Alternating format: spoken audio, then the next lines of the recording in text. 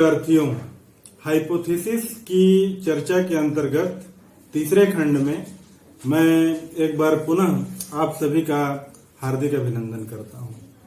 इस खंड में हम बात करना चाहेंगे कि हाइपोथेसिस के वर्क क्या होते हैं, परिकल्पना के कार्य क्या होते हैं। तो सबसे महत्वपूर्ण बात अनुसंधान के अंतर्गत हम यह देखते हैं कि परिकल्पना हमें एक तरह से मार्गदर्शन प्रदान करती है। चारों ओर घना अंधेरा है, लेकिन उसमें एक दिए की भांति परिकल्पना हमें आगे बढ़ने के लिए हमारा मार्ग प्रशस्त करती है या हमें प्रेरित करती है।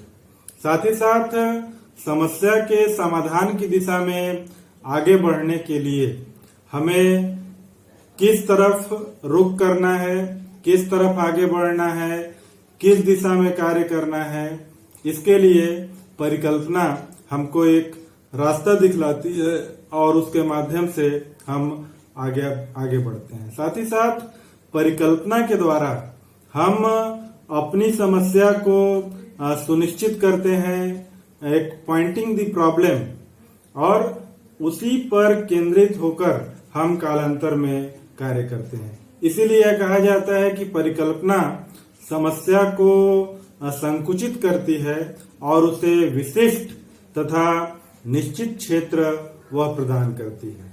और जब हम किसी भी समस्या पर एक परिकल्पना के सहारे कार्य को अंजाम देते हैं, कार्य को करते हैं और एक निर्धारित मापदंड के अनुरूप अपने अनुसंधान कार्य को आगे बढ़ाते हैं, तो उससे हमारा अनुसंधान कार्य एक स्पेसिफिक यानी विशिष्ट हो जाता है।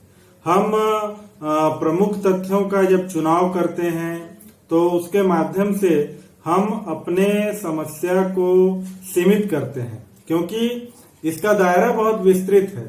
और जब हम परिकल्पना को निर्मित कर लेते हैं तो हमारा अध्ययन उन बिंदुओं पर केंद्रित हो जाता है और हम उस पर एकाग्र होकर कार्य कर सकते हैं। क्योंकि रिसर्च में समस्या का जब हम उस पर कार्य करते हैं तो और भी बहुत सारे बिंदु हो सकते हैं। परिकल्पना अपने आप में कंप्लीट नहीं है, लेकिन जो परिकल्पना हमने की है हम उसी परिकल्पना के सहारे धीरे धीरे आगे बढ़ सकते हैं।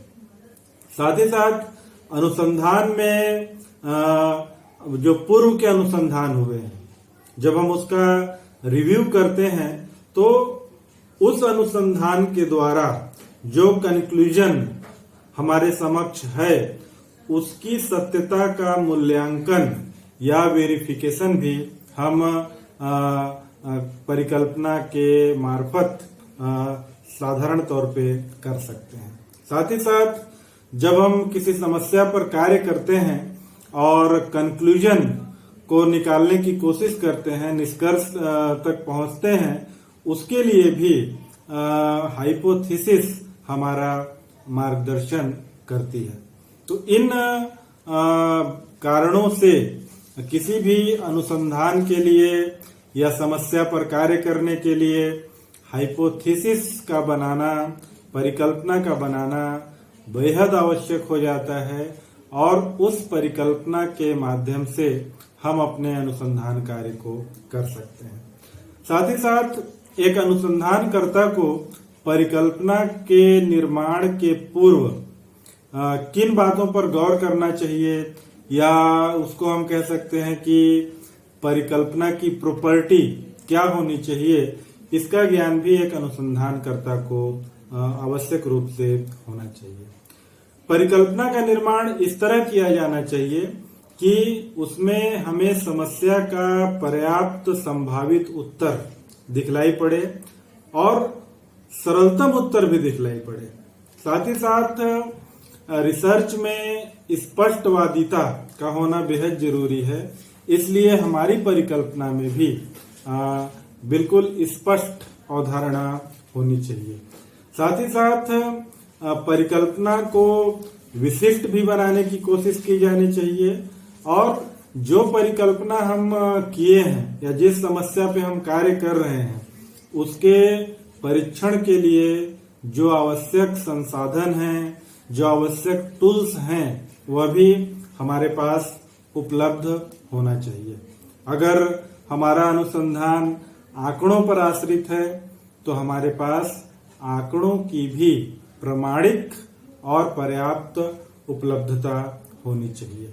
साथ ही साथ कहा जाता है कि जब हम हाइपोथेसिस को निर्मित करते हैं तो जैसा कि हमारी अवधारणा होती है, कभी कभी हम निगेटिव हाइपोथेसिस की ओर भी चले जाते हैं, कभी कभी हम पॉजिटिव हाइपोथेसिस की ओर भी चले जाते हैं और कभी कभी नल हाइपोथेसिस की ओर भी हम चले जाते हैं। यानी एक तो होता है हम समस्या के समाधान के लिए बेहद पॉजिटिव हैं, या हम नकारात्मक दृष्टिकोण रखते हैं, या हम शून्य अंतर देखते हैं। इसको नल फॉर्म कहा जाता है। तो इस तरह हमने इस 3 खंडों में हाइपोथेसिस क्या होता है, हाइपोथेसिस के स्रोत क्या होते हैं, हाइपोथेसिस के कार्य क्या होते हैं और हाइपोथेसिस के प्रॉपर्टी क्या होते हैं, इन बिंदुओं पर कुछ बातें कही। और मैं विद्यार्थियों से अपेक्षा करता हूं कि जब वह अनुसंधान के लिए सिनॉप्सिस को निर्मित करें तो उसमें समस्या के चयन के उपरांत परिकल्पना को भी विशेष रूप से इम्पोर्टेंस दें, महत्व दें, क्योंकि इसी हाइपोथेसिस के सहारे हम अनुसंधान की जो अपनी नैया है उसको पार कर सकते हैं और अपने मनोवांछित लक्ष्य तक पहुंच सकते हैं। Thank you very much.